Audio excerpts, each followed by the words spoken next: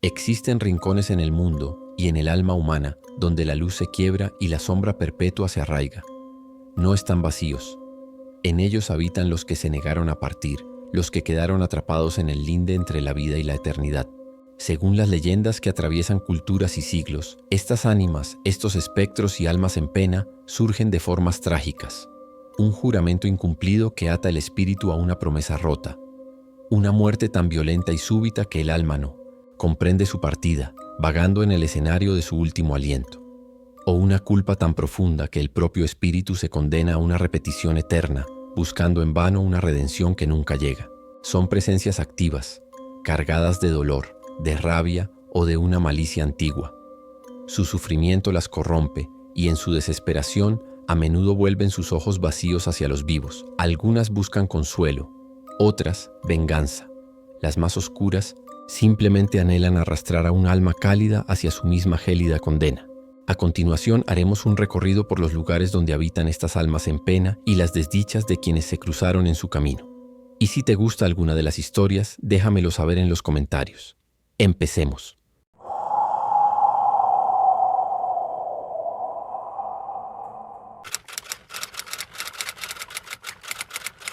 Mateo no creía en fantasmas, creía en lo que podía ver, en su rutina, aunque sí se consideraba creyente a Dios.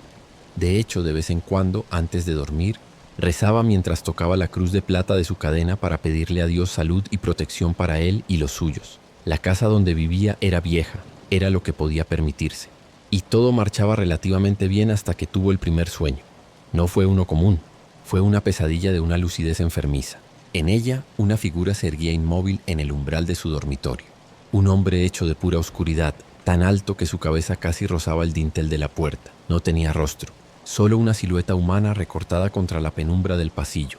Pero Mateo sentía que lo observaba, que su mirada escarbaba en lo más profundo de su ser, con una atención fría y metódica. La primera vez despertó bañado en un sudor frío, el corazón martillándole en el pecho como un pájaro enjaulado.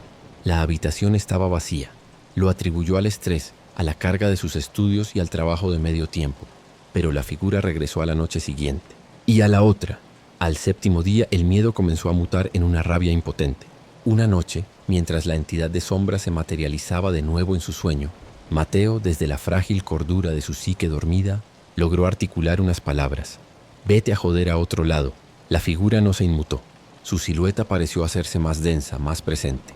Fue entonces cuando comenzó a traspasar la frontera del sueño. Una madrugada, Mateo se despertó con la sensación abrumadora de no estar solo. Abrió los ojos y allí estaba, junto a la ventana por donde se filtraba la tenue luz de calle. La sombra era tan oscura que parecía absorber la luz a su alrededor. Ya no era un sueño, era real. El pánico que sintió fue instantáneo. Pero ¿qué podía hacer?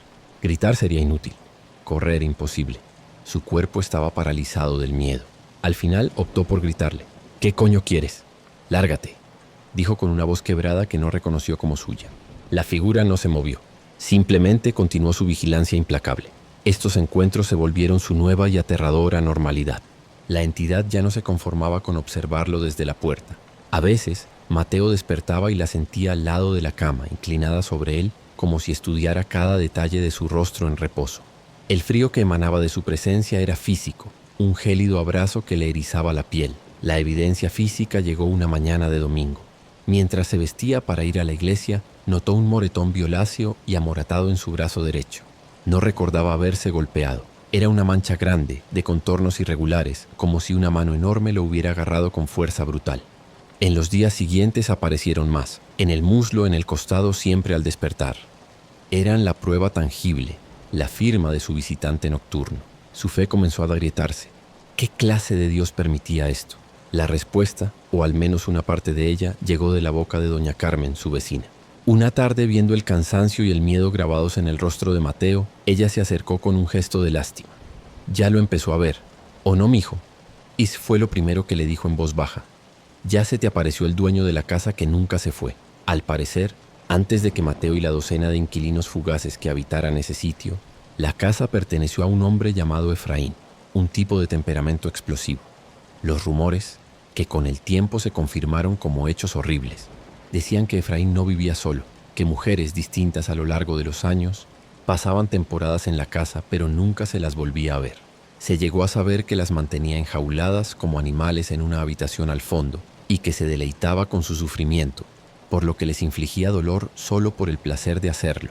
La última de ellas logró escapar, demacrada y con el espíritu quebrado, y le contó a las autoridades que fue secuestrada y abusada por Efraín. Pero la justicia de los hombres no lo alcanzó, suspiró doña Carmen. Lo encontraron colgado de una viga en la sala, justo donde tiene el comedor. Se quitó la vida antes de que pudieran encarcelarlo. Mateo sintió un vacío en el estómago. La gente no dura aquí. El que vivió antes que usted, otro muchacho joven, se fue una madrugada gritando que un demonio lo estaba estrangulando. Dijo que era todo negro, como una sombra con forma de hombre. Esa noche Mateo no rezó. Se sentó en su cama mirando fijamente la puerta, esperando. La revelación no lo había liberado, lo había encadenado a una verdad peor. No era un espíritu atormentado en busca de paz. Era el eco maligno de un depravado, un alma que incluso en la muerte no había abandonado su naturaleza sádica. El sufrimiento no era su condena, era su alimento. La figura apareció como siempre. Pero ahora Mateo ya no veía una sombra anónima. Veía a Efraín. Veía la maldad que había impregnado estas paredes. La entidad se detuvo a los pies de la cama y por primera vez Mateo no dijo nada. No hubo insultos ni ruegos, solo un silencio cargado de un entendimiento terrible. El moretón que apareció en su cuello a la mañana siguiente, con la forma indistinta de unos dedos largos y delgados, confirmó su nueva realidad. Él no era el dueño de la casa, solo era el inquilino más reciente en la prisión eterna de Efraín. Así que tomó sus cosas y se fue, sin importarle si perdía el semestre en la universidad y su trabajo. Necesitaba regresar a su casa con la seguridad de su familia. Por fortuna, esa ánima no lo siguió y pudo volver a estar tranquilo.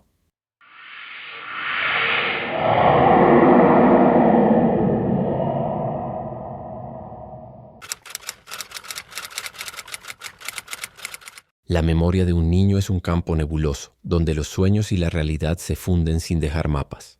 Para Daniel, uno de esos recuerdos persistía, nítido y extraño como una fotografía velada colgada en la galería de su infancia. Iban en el carro, de noche. El mundo más allá de la ventana era un borrón de luces anaranjadas y sombras largas. Su padre manejaba en silencio. Era un hombre acostumbrado al peso de lo invisible. De pequeño, había visto cosas que los demás no podían, y esa carga lo había forjado con una serenidad inquebrantable.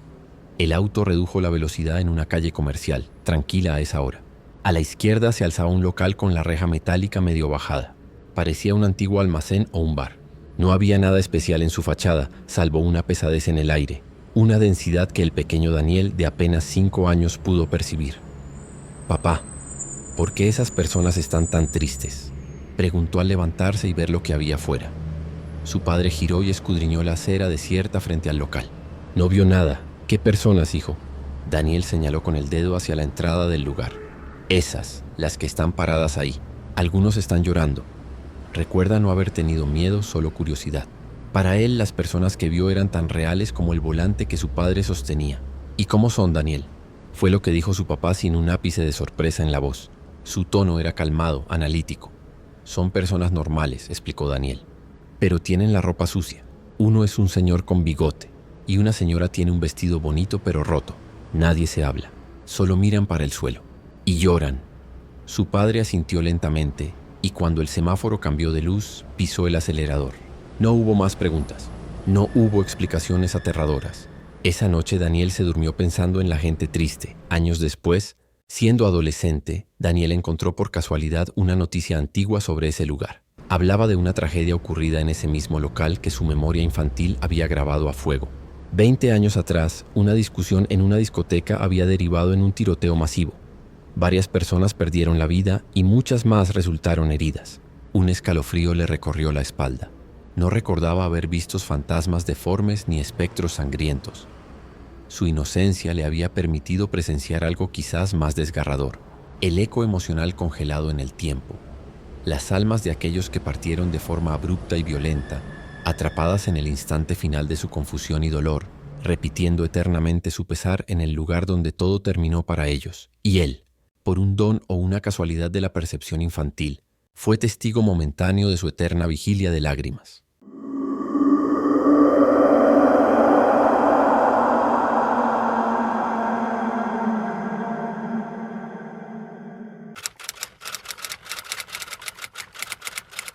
La casa de la infancia de Leo estaba construida sobre los cimientos del olvido. Era un lugar seguro, cuyas paredes habían contenido sus risas y sus primeros sueños. Pero una noche el olvido mostró sus grietas y algo del pasado se filtró a través de ellas. Tenía 13 años. Era una noche de viernes, alrededor de las 9:30, la quietud del hogar solo se veía interrumpida por el murmullo lejano de la televisión en la sala.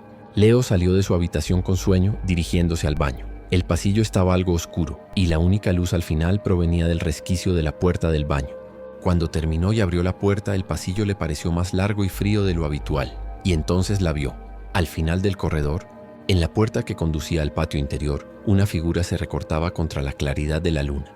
Era una silueta espectral, de un blanco pálido y luminiscente, como un vestido de novia cubierto de ceniza. Por un instante de confusión tranquilizadora, su mente adolescente trató de buscar una explicación lógica. «Es la abuela», pensó, e inmediatamente se alarmó por su propia idea. Su abuela había fallecido de un paro cardíaco 3 años atrás, en la misma casa, en su propia cama. El razonamiento se desvaneció en el mismo instante en que la cosa blanca se volvió hacia él. No fue un giro normal. Flotó ligeramente sobre el suelo y su cabeza se rotó con una fluidez antinatural. Donde debería haber habido un rostro, solo había un vacío, un óvalo perfecto de oscuridad absoluta, más negro que la noche misma. No tenía ojos, ni boca, ni nariz. Era un abismo que pareció absorber la poca luz del pasillo. Un hueco hacia la nada que, sin embargo, lo observaba con una atención penetrante. El miedo llegó como un bloque de hielo que se le instaló en el pecho, paralizando su respiración. La entidad no hizo un sonido. Solo comenzó a deslizarse hacia él, flotando sin prisas, acortando la distancia con una calma aterradora. El vestido blanco no se movía con el aire, porque no había aire que lo moviera. Era estático, rígido, como tallado en mármol frío. Darse cuenta de ese detalle provocó que el hechizo que lo mantenía paralizado de miedo se rompiera. Leo giró sobre sus talones y corrió como nunca en su vida. Sus pies descalzos golpearon el suelo frío y su corazón latía con tal fuerza que sentía que le rompería las costillas. No se atrevió a mirar atrás, pero la sensación de que aquel vacío facial estaba a centímetros de su nuca lo persiguió hasta la sala. Irrumpió jadeante, con los ojos desorbitados y la piel pálida como la cera. Su padre estaba viendo un partido de fútbol en la televisión. Al ver la expresión de su hijo, no le preguntó el motivo. No mostró sorpresa. Su rostro se endureció al instante y sus ojos por un segundo reflejaron cierto reconocimiento, como si supiera lo que había visto. «A la cama». «Ahora», ordenó con una voz grave que no admitía réplica. No había consuelo en sus palabras, solo una urgencia férrea. Leo, aturdido por el mandato y la adrenalina, obedeció. Corrió de vuelta a su habitación, saltó a la cama y se cubrió con las sábanas hasta la cabeza, temblando sin control. Esa noche, el sueño fue una batalla contra la imagen de aquel blanco fantasmal y el negro infinito de su rostro. A la mañana siguiente, la luz del sol hizo que lo que vio la noche anterior pareciera irreal. Su padre se sentó frente a él con una taza de café. Su mirada seria. «Te explicaré lo que viste. Siéntate». Leo hizo lo que dijo. «En nuestra familia, o eso fue lo que me contó mi madre en ese entonces, ocurrió una desgracia. Una joven se iba a casar. El mismo día de la boda la secuestran. El novio creyó que se había fugado, hasta que días después la encontraron tirada y sin rostro en un terreno baldío a las afueras del pueblo. Nadie sabía el motivo. Ni nuestra familia ni su novio tenían enemigos, mucho menos ella. Su madre no encontró consuelo. Lloraba todos los días por la única hija que tuvo. Era la menor y su consentida. Entonces, un día dejó de llorar y decía que ella había vuelto. Nadie le creyó y pensaron que se había vuelto loca. Hasta que una noche uno de sus hijos, que vendría siendo nuestro tataratatarabuelo, la vio. La misma figura vestida de blanco y sin rostro. No suele molestar a nadie. Solo se aparece de vez en cuando. «¿Y tú ya la has visto, papá?», preguntó Leo. «Más veces de la que me gustaría». «¿Y mamá?», y quiso saber Leo. Su padre asintió lentamente. «También, y si te lo preguntas, sí, por eso nos dejó. Yo intenté vivir un tiempo lejos de aquí, pero parece ser que no está pegada a la casa, sino a la familia. Si vivimos lejos, se nos aparece casi a diario. Por eso tu tía vive al lado, no podemos vivir en otra parte». A su corta edad, Leo no comprendió lo que implicaba las palabras de su padre. Ahora que ya es un adulto, después de haber perdido a su viejo y vender esa casa, no sabe qué hacer para deshacerse de esa entidad. Ha intentado de todo: brujería, sacerdotes, exorcismos, grupos de oración. Ninguno ha podido ayudarlo, solo la alejan un tiempo. Pero se le sigue apareciendo y tiene la sensación de que no está contenta con él.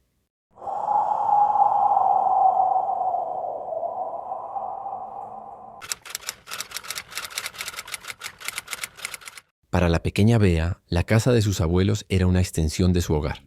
Tras la escuela, el ritual era invariable: caminar las 3 cuadras, empujar la puerta de madera que siempre crujía y ser recibida por el aroma a café recién colado y el saludo de sus abuelos desde la cocina. Era un refugio seguro, hasta el día en que la seguridad se quebró para siempre. Era un martes cualquiera. Todo parecía estar tranquilo. Llegó a la casa y, con la confianza de quien entra en su propio territorio, giró el picaporte. La puerta cedió sin resistencia, estaba abierta. ¿Abuela? ¿Abuelo?, llamó, asomando la cabeza al interior. El silencio fue la única respuesta. No se escuchaba el chisporroteo del televisor desde la sala, ni el leve trajín de su abuela en la cocina. La casa estaba en un mutismo absoluto. Sin embargo, una punzada de intuición le advirtió que algo andaba mal. Sentía que, pese al silencio que la recibió, la casa no estaba sola. Decidió no entrar. En su lugar, se asomó un poco más, agudizando la vista en la penumbra del recibidor que conducía a la sala y a las escaleras que llevaban al segundo piso. Fue entonces cuando lo vio. En el descanso de las escaleras, de pie y completamente inmóvil, había un hombre. Era absurdamente alto, tan alto que su cabeza casi rozaba el techo de la planta baja. Su silueta era de una oscuridad profunda, no como una prenda de vestir, sino como si su cuerpo estuviera compuesto de la misma sustancia de la que están hechas las sombras. No tenía detalles, ni texturas, solo una figura humana recortada en negro absoluto. Pero lo más terrorífico, lo que hizo que su mente infantil se negara a comprender lo que veía, fueron sus extremidades, o la falta de ellas. Donde deberían haber terminado sus brazos y sus piernas, la oscuridad simplemente se desvanecía en unas puntas difusas, como humo condensado. No tenía manos, no tenía pies. Era un coloso mutilado y etéreo, una estatua de alquitrán que vigilaba. La entidad no se movió, no emitió sonido. Bea quiso gritar, pero se le quedó atorado en la garganta. Su cuerpo reaccionó antes que su mente. Giró sobre sí misma y salió disparada, corriendo por el jardín sin mirar atrás. No podía ver bien porque estaba llorando, pero el miedo la hizo correr a una velocidad que no sabía que era capaz de alcanzar. Se detuvo al otro lado de la calle, jadeando, y se encogió contra la pared de una tienda, temblando incontrolablemente. No sabe cuánto tiempo pasó. Tal vez fueron 10 minutos, tal vez 1 hora, hasta que vio a su abuela caminando tranquilamente desde la casa de unos tíos, con una bolsa de mercado en la mano. «Beatriz, ¿qué haces ahí sentada? ¿Por qué no entraste?», preguntó con genuina sorpresa. «¿Por qué lloras? ¿Qué te pasó?». Bea, entre hipos y sollozos, logró balbucear lo que había visto. Había su nombre, en las escaleras, muy alto y negro. Su abuela frunció el ceño, más por preocupación que por incredulidad. Entró a la casa con Bea agarrándole fuerte el delantal desde atrás y revisó cada rincón. La casa estaba vacía. No había nadie, ni en las escaleras, ni en el segundo piso, ni en ningún lugar. «Ay, mija, no hay nadie. Seguro viste la sombra de algún mueble», dijo, tratando de calmarla. Pero Bea no se confundió. La imagen de aquel guardián oscuro y sin extremidades estaba grabada en su mente. Esa noche les suplicó a sus padres que le apuntaran a un grupo de baile donde estaban algunas de sus compañeras de clase. A ella no le gustaba bailar, pero no quiso volver a mencionar al hombre de las escaleras. Sabía que, como pasó con su abuela, no le iban a creer. Solo estaba segura de que no volvería a pisar la casa de sus abuelos. Ese lugar que una vez fue su santuario, porque ahora sabía que tenía un habitante permanente del que nadie más parecía ser consciente. Los años pasaron y al perder a sus abuelos, le tocó volver a entrar a ese lugar. La primera vez no vio nada, pero tras el fallecimiento de su abuelo, después de ayudar a limpiar todo, antes de salir, vio a la figura nuevamente al final del pasillo.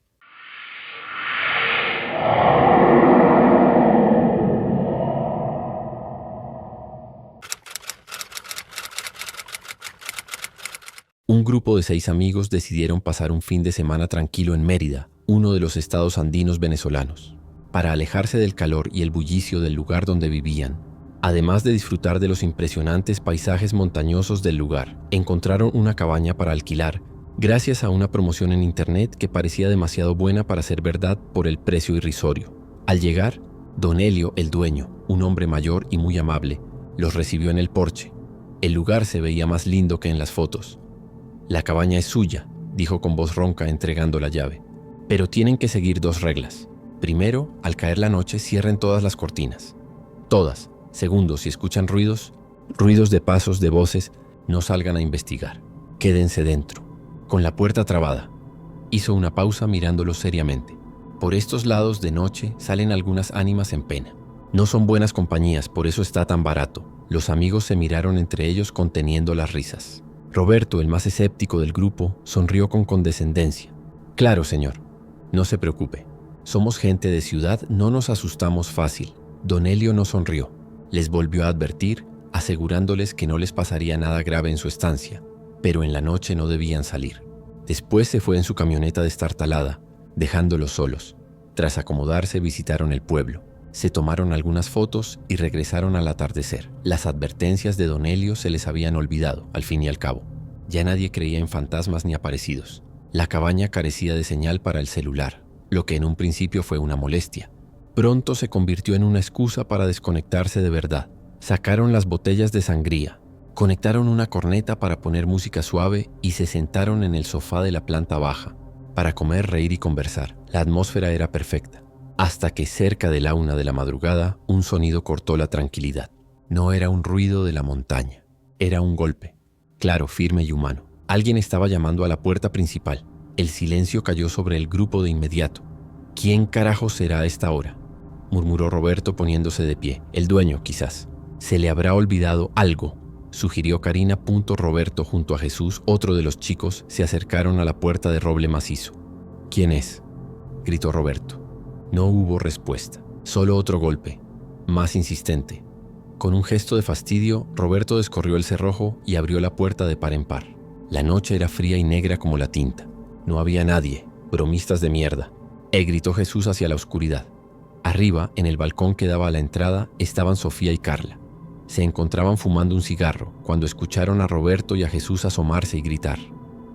Y luego vieron algo más. Una figura se asomó por el borde del balcón, del lado de afuera. No estaba en el balcón, sino junto a él, como si estuviera de pie en el aire. Era un hombre demacrado y con el cuello torcido. Llevaba ropas harapientas y sucias. Sus ojos eran cuencas vacías. Sofía soltó un grito y señaló. La figura, como si la hubieran sentido, comenzó a difuminarse, disolviéndose en la noche como humo hasta desaparecer. El grito de Sofía alertó a todos. Subieron corriendo. Cuando relataron lo vieron. La incredulidad inicial se transformó en un pánico tangible. Esta vez siguieron las reglas. Cerraron todas las ventanas con pestillo y echaron el cerrojo a la puerta principal. La música se había apagado. La corneta, que minutos antes tenía la batería llena, porque estaba conectada a la corriente, estaba ahora completamente muerta, y ni conectada quería encender. Fue entonces cuando las luces del piso de abajo parpadearon violentamente y se apagaron, sumergiéndolos en una penumbra interrumpida solo por la tenue luz del piso de arriba. Roberto y su otro amigo, Johnny, revisaron el interruptor, pero no parecía responder. La discusión estalló. «Hay que irnos ya, esta mierda no es normal», dijo Carla con la voz quebrada por el terror. «No podemos manejar por esa carretera de noche y borrachos». «Es un suicidio», argumentó Roberto, mientras debatían. En voz baja y temblorosa, los que habían estado abajo durante el golpe a la puerta contaron su historia completa. Johnny, el más callado del grupo, confesó lo que había visto cuando Roberto abrió la puerta. No estaba vacío. Cuando abriste alcancé a ver. Eran tres figuras, casi transparentes como de niebla, pero sus ojos brillaban con una luz blanca y se empezaron a acercar, flotando sobre el suelo. Una hora después, Karina decidió tomar un baño para calmarse un poco. Entonces, mientras se secaba, miró por la pequeña ventana que daba al bosque. Allí, colgando de la rama de un árbol como si fuera un fruto macabro, estaba la cabeza de una mujer. Su cabello negro y enmarañado caía hacia abajo, y su rostro, pálido y demacrado, tenía una sonrisa descomunal, demasiado grande para ser humana, llena de dientes afilados y oscuros. Karina sintió que casi se desmayaba allí mismo. Se apoyó en el lavamanos mientras la figura, lentamente, se fundía con la oscuridad del bosque. Decidieron permanecer todos juntos. No pudieron dormir. Los ruidos no cesaban. Escuchaban pisadas lentas, como si arrastraran los pies, rondaban la cabaña. También susurros ininteligibles y, en ocasiones, sentían que alguien raspaba suavemente las paredes de madera con largas uñas. El amanecer llegó como una bendición. Los primeros rayos del sol disiparon la pesadilla. Empacaron sus cosas a una velocidad vertiginosa, dejaron la llave en la mesa y partieron en el auto sin mirar atrás. Nunca le contaron a Don Elio lo sucedido. No había necesidad. El hombre ya lo sabía. Solo comentaron que habían cambiado de planes, tras llamarlo para notificarle que dejaban la cabaña.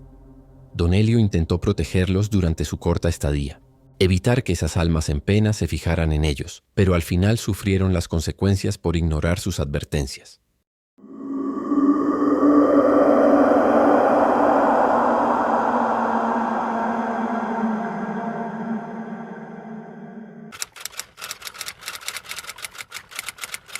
David se consideraba un hombre de lógica, un arquitecto cuya vida se construía sobre planos, cálculos y realidades tangibles. Por eso, cuando él y su esposa Elena decidieron visitar un pequeño pueblo en las profundidades de una España olvidada por el tiempo, lo hizo con la condescendencia sutil del urbanista hacia las supersticiones rurales. La primera señal de que algo era distinto la tachó de pintoresco. A las 9 de la noche, el pueblo entero cerraba sus puertas. Los restaurantes, bares, tiendas, todos cerraban, quedando un silencio sepulcral. No era la tranquila paz campestre que esperaban. Parecía un mutismo deliberado, casi temeroso. El hostal donde se hospedaban era antiguo, con vigas de madera oscura y suelos que crujían. La dueña, una mujer mayor de ojos huidizos, les entregó la llave con una advertencia. No salgan de sus habitaciones después de la medianoche. Hoy los difuntos recorren las calles. David soltó una risa breve.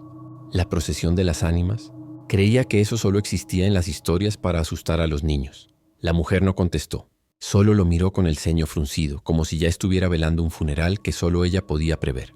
Esa noche, eufóricos por el vino y la novedad del lugar, David y Elena se rieron de las supersticiones entre sábanas frescas. La pasión los envolvió, alejando cualquier sombra de miedo. Después fumaban un cigarrillo en el pequeño balcón de su habitación, riendo en voz baja, sintiéndose vivos y superiores a los temores del pueblo. Fue entonces cuando la niebla llegó. No se deslizó suavemente desde las montañas. Brotó del suelo mismo, espesa y gélida, envolviendo las casas, las farolas, el mundo entero en un sudario blanquecino.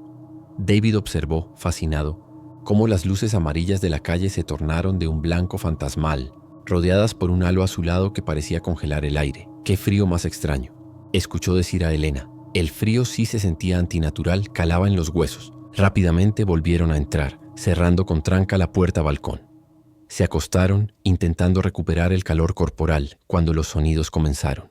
Al principio, leves, como el susurro del viento, pero pronto se definieron, un rumor de pasos incontables arrastrándose sobre los adoquines, un sonido monocorde y lento que no parecía tener principio ni fin. Entre ese arrastre fúnebre se colaban unas campanadas lejanas, no de iglesias sino de pequeños cencerros como los que llevan las ovejas. Pero el tañido era agudo, cristalino y triste. David, contra su propio escepticismo, se levantó. Esto tiene que ser alguna clase de representación, una tradición. Se acercó a la ventana y corrió la pesada cortina apenas 1 centímetro. La calle, antes vacía, estaba abarrotada de gente. Una multitud silenciosa avanzaba en una procesión lenta y eterna. No había risas ni conversaciones, solo el sonido de los pies y las campanillas. Elena llamó con la voz quebrada. «Ven, mira esto». Elena se acercó y entre ambos espiaron por la rendija. La escena era de una pesadilla dantesca. «Algunos llevan ropa vieja», susurró ella. «¿Muy vieja?» «Como de otra época». Era verdad. Vestiduras harapientas, levitas descoloridas, sayas negras y polvorientas. Pero eran los rostros lo que les quitó el aliento. Algunos de los caminantes eran de una palidez cadavérica, como cera derretida. Otros, sin embargo, tenían la piel oscura, pero no como la de una etnia. Era una oscuridad manchada, como si hubieran sido enterrados y exhumados. Parecía que la piel se les estaba deshaciendo a trozos. David, con un nudo de terror en la garganta, divisó sus ojos. En la penumbra nebulosa, los ojos de aquellas figuras brillaban con una luz propia. Un destello enfermizo y frío, como el fosforescente de la carne en descomposición. Y entonces, como un golpe de martillo en su memoria, resonó la voz de su abuela. Hace ya décadas, David niño recuerda, quien ve la procesión de las ánimas, pronto se unirá a ella. Esa frase, despreciada como un cuento de viejas, se clavó en su cerebro con la fuerza de una profecía mortal. La procesión de las ánimas. Jadeó, retrocediendo de la ventana como si le hubiera picado una serpiente. Elena, pálida y temblorosa, lo intentó calmar. «No mires más. Es una alucinación colectiva, algo en el aire. Tiene que ser». Pero su voz carecía de toda convicción. Lo obligó a acostarse. «Tranquilízate, cariño. Mañana nos vamos de este pueblo extraño. Es solo una tradición local, algo macabra, pero solo una tradición». David, conmocionado, no pudo refutarla. Se aferró a su explicación mientras el sonido de los pasos y las campanillas resonaba en su cráneo durante lo que pareció una eternidad. A la mañana siguiente, Una neblina tenaz y baja seguía aferrada al pueblo como un recordatorio de la noche anterior. Empacaron en silencio, evitando mirarse a los ojos. La dueña del hostal los despidió con esa misma mirada llena de lástima. Condujeron lentamente por la serpenteante carretera de montaña, el parabrisas velado por la bruma. La tensión dentro del coche era espesa. David aún sentía el frío de la noche en los huesos. En una curva cerrada, una figura alta y demacrada, con ropas antiguas y ojos que brillaron con un destello pálido, apareció de repente en medio de la carretera, como surgida de la nada. David giró el volante bruscamente. Las ruedas perdieron tracción en el asfalto húmedo y el coche se precipitó por un barranco en un estruendo de metal retorcido. Cuando David despertó en el hospital, con varias costillas fracturadas y el rostro lleno de cortes, la primera pregunta que hizo fue por Elena. Los médicos bajaron la mirada. Ella no había sobrevivido al impacto. Han pasado 5 años desde aquel día. 5 años de un dolor que no cicatriza, de noches en vela escuchando el eco de campanillas en su mente. David ya no es un hombre de lógica, es un hombre atormentado por la culpa.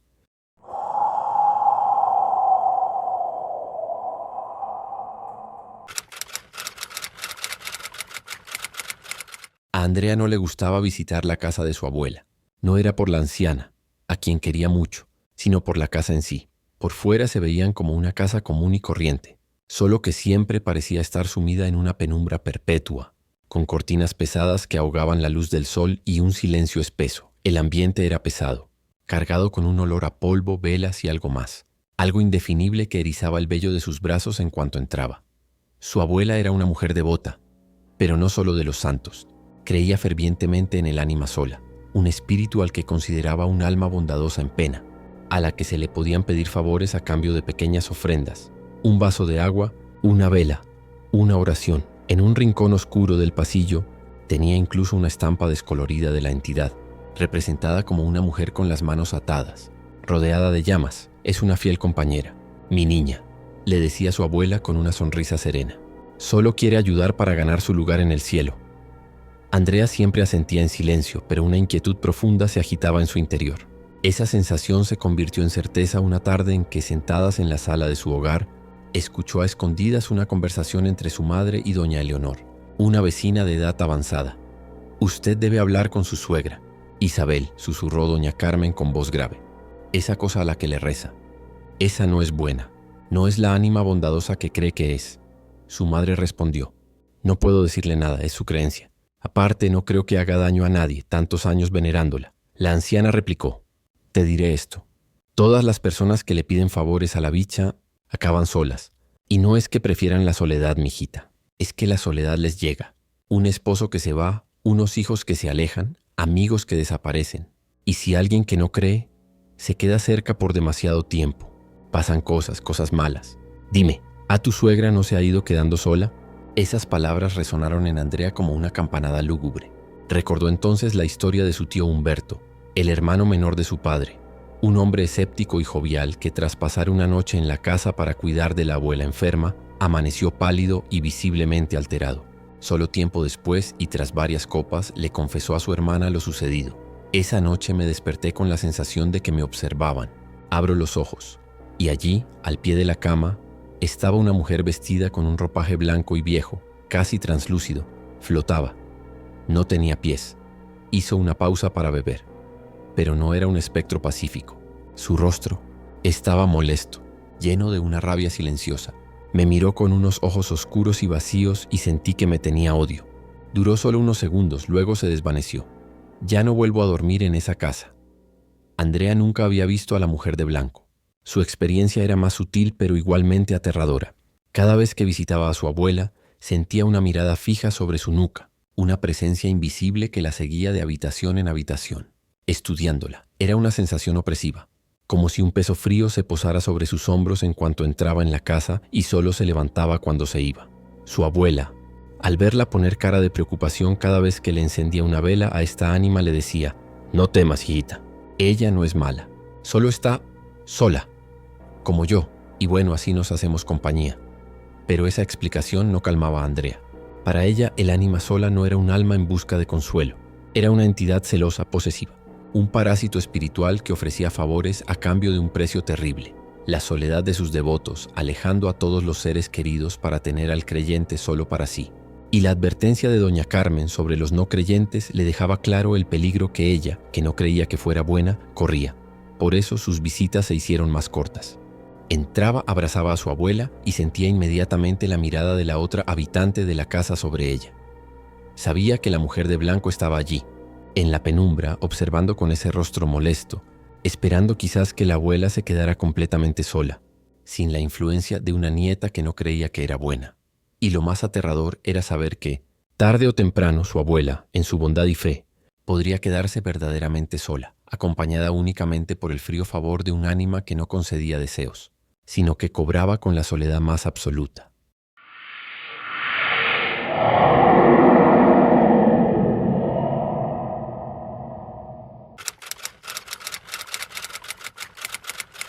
Ahora viajaremos al otro lado del mundo para conocer la historia de una chica japonés. Hace 3 años, Aiko y su mejor amiga, Midori, compartían un pequeño apartamento en las afueras de Osaka. Eran compañeras de trabajo, se conocieron en la universidad y desde entonces han sido inseparables. Todo comenzó a desmoronarse después de un viaje de fin de semana a un antiguo pueblo en las montañas de la prefectura de Nara. Fue allí, paseando por un bosque de bambú cercano a un santuario abandonado, donde Aiko cometió un error involuntario. Mientras Midori tomaba fotografías, Aiko, sin fijarse, pisó una pequeña y descolorida estatuilla de piedra que estaba posada entre la hojarasca. Era un Jizo, una figura protectora de los viajeros y los niños. Pero este en particular parecía terriblemente antiguo y descuidado. La piedra se partió en dos con un crujido seco. Midori se echó a reír y le dijo: «Mala suerte, Aiko. Has ofendido a los espíritus del lugar». Aiko, aunque algo supersticiosa, se encogió de hombros tratando de quitarle importancia. Sin embargo, no pudo evitar la sensación de incomodidad que se albergó en ella en ese instante. Esa noche, en la posada, Aiko soñó con una mujer de kimono blanco y largo cabello negro que le tapaba el rostro. La mujer se acercaba flotando, y justo cuando estaba a punto de tocarla, Aiko despertó sobresaltada, jurando haber sentido un frío gélido en el brazo. Al regresar a Osaka, los problemas comenzaron. Pequeños objetos de Aiko desaparecían y aparecían en lugares absurdos. Sentía constantemente que alguien la observaba desde los rincones del apartamento, especialmente por la noche. Entonces su amiga cambió drásticamente. Empezó a quejarse de insomnio. Decía que oía susurros provenientes del armario y que, a veces en la noche, veía reflejada en la ventana la figura de una mujer pálida, justo detrás de su propio reflejo. Su productividad en el trabajo, donde ambas eran diseñadoras, cayó en picado. Se volvió paranoica, acusando a sus compañeros de hablar de ella a sus espaldas. Aiko, preocupada, intentaba calmarla. «Son solo pesadillas, Midori. El estrés del nuevo proyecto». Pero la situación escaló. Una madrugada, Aiko despertó con los gritos de su amiga. Corrió a su habitación y la encontró acurrucada en un rincón, señalando temblorosa la ventana. «Está ahí, la mujer sin rostro. Dice que me va a arrastrar con ella». No había nadie. Al día siguiente, Aiko encontró en la basura una pequeña bolsita de tela morada, un amuleto de protección que su padre le había dado poco antes de fallecer de cáncer, 2 años atrás. Su padre siempre había sido un hombre espiritual. «Esto te protegerá del mal que no se puede ver», le dijo Midori. En su estado de delirio lo había tirado, diciendo que emanaba una energía sofocante. Aiko tomó el amuleto y lo guardó en su bolsillo. Esa fue la noche del punto de no retorno. Los gritos de Midori fueron precedidos por un silencio mortal. Aiko salió de su habitación y la vio de pie en medio del salón, completamente inmóvil, mirando fijamente el espejo del pasillo. «Midori», su amiga giró lentamente la cabeza. Su rostro, siempre tan vivaz, estaba demacrado y pálido, pero su sonrisa era lo más aterradora, una mueca forzada y antinatural que no llegaba a sus ojos, que parecían 2 pozos vacíos. «Ella dice que tú eres la siguiente», le dijo Midori con una voz que no se parecía a la suya. Era áspera y gutural. «Pero el pequeño guardián en tu bolsillo te protege. A mí ya me tiene». Antes de que Aiko pudiera reaccionar, Midori lanzó un alarido y comenzó a arañarse violentamente los brazos, gritando: «¡Sal de mí! ¡Sal de mí!». Aiko llamó a una ambulancia y a la policía. Midori fue sedada y hospitalizada. Los diagnósticos hablaron de esquizofrenia aguda y psicosis. No hubo una explicación médica para su rápido y severo deterioro. Aiko, traumatizada por todo lo que vivió con su amiga y sin contar ya con la otra parte para pagar la renta, decidió mudarse a un lugar más pequeño. En los meses siguientes, mientras Midori permanecía internada en una institución de salud mental, Incapaz de reconocer a nadie, Aiko intentó recomponer su vida. Fue entonces cuando otra compañera de trabajo con lástima le confesó la verdad. Aiko, tienes que saber algo. Midori no era la amiga que creías. Desde hace meses, ella empezó a hablar mal de ti en la oficina. Les decía a todos que le robabas las ideas, que eras incompetente, que intentabas seducir al jefe. Por eso algunos te trataban de manera tan fría. Yo nunca le creí. Nunca te he visto hablar con el jefe de algo que no sea de trabajo. Y sueles ayudar cuando alguien está retrasado con un proyecto. Esta revelación fue como un golpe. Y de alguna manera, explicaba un poco lo que había sucedido con Midori. Aiko está convencida de que lo que atormentó a su examiga fue un yurei. Un onryo para ser exactos, un espíritu vengativo. Cree que la entidad que liberó en el bosque, ofendida por haber roto su esfinge protectora, se aferró a ellas debido a la energía negativa y la traición que ya habitaba en su hogar. Ella no le pasó nada por el último acto de amor de su padre, el amuleto que le regaló, que irradiaba una energía que el espectro no podía tolerar. Midori, sin embargo, cuya alma ya estaba oscurecida por la envidia y la falsedad, no tuvo defensa. El onryo no la poseyó, simplemente amplificó la podredumbre que ya estaba allí, alimentándose de ella hasta que no quedó nada de la amiga que Aiko alguna vez conoció. No obstante, Aiko ahora tiene miedo de mirarse en los espejos por la noche y evita ir a bosques. Esta historia nos demuestra que algunas entidades no necesitan poseerte para causarte un mal. Solo necesitan que tú mismo les des la bienvenida abriendo la puerta de tus propios pecados.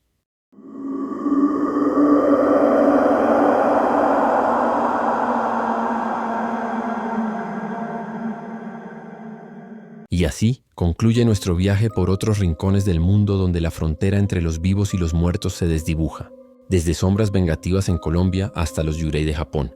¿Cuál de estas ánimas en pena te generó más terror? ¿Has tenido tú alguna experiencia similar que te atrevas a compartir? Déjamelo saber en los comentarios. Este canal se nutre de vuestras propias historias. Si este recorrido por el lado más oscuro te ha dejado con la piel de gallina, no olvides darle like a este video, suscribirte al canal y activar la campanita de notificaciones. Así no te perderás nuestro próximo encuentro con lo inexplicable. Hasta la próxima. Y que las sombras no te sigan a casa.